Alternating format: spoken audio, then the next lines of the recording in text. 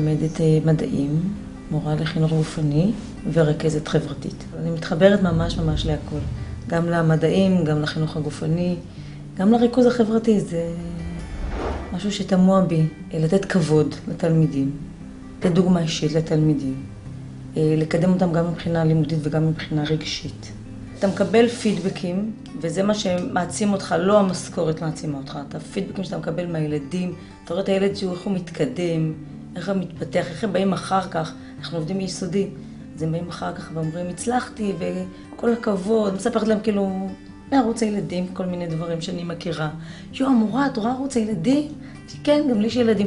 מה, יש לך ילדים? כל מיני דברים כאלה, משתפת אותם. ונכנסת לעולם שלהם, אני בסך הכל חושבת שאני גם ילדה, אז המשכתי ילדה.